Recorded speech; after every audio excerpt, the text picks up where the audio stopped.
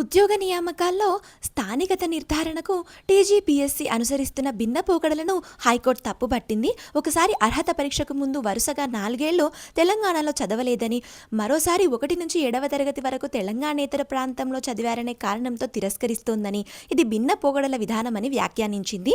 ఇలాంటి తీరును అనుమతించబోమని తేల్చి చెప్పింది. రాష్ట్రపతి ఉత్తర్వులు 2018లోని పారా 7లోని నిబంధనలను విడివిడిగా కాకుండా కలిపి చదవాలంది. నిబంధనలతో పాటు దానికున్న వ్యాఖ్యానాన్ని పరిగణలోకి తీసుకోవాలని హితవు చెప్పింది.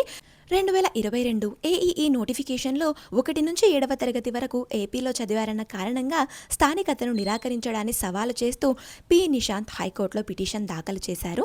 దీనిపై విచారించిన సింగిల్ జడ్జ్ పిటిషనర్ స్థానికుడిగా పరిగణనలోకి తీసుకోవాలని ఇచ్చిన తీర్పును సవాలు చేస్తూ టీజీపీఎస్పీ అప్పీలు దాఖలు చేసింది. దీనిపై జస్టిస్ పి. శాంకోషి, జస్టిస్ నందికొండ నరసింగరావుతో కూడిన ద్విసభ్య ధర్మాసనం విచారించి ఇటీవల తీర్పు వెలువరించింది. స్థానికతకు 1 నుంచి 7వ తరగతి వరకు చదివి ఉండాలన్న నిబంధనను పరిగణలోకి తీసుకుంటే అన్ని పోస్టుల నియామకాలకు దీన్నే పరిగణలోకి తీసుకోవాల్సి ఉంటుందన్నారు. కానీ టీజీపీఎస్పీ వాదనను పరిగణలోకి తీసుకుంటే రాష్ట్రంలో ఉన్నత విద్య అభ్యసించిన అభ్యర్థులకు అన్యాయం జరుగుతుందని పేర్కొంది.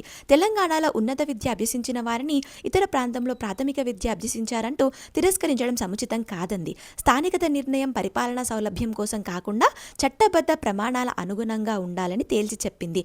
రకరకాల కారణాలతో అభ్యర్థులను అనర్హులుగా ప్రకటించడం వల్ల వారి కెరీర్తో పాటు ప్రజా వనరులు, కోర్టు సమయం వృధా అవుతుందని వ్యాఖ్యానించింది. పిటిషనర్ స్థానికత నిర్ధారణలో సింగిల్ జడ్జి ఇచ్చిన తీర్పును సమర్థిస్తూ టీజీపీఎస్పీ అప్పీలును కొట్టేసింది.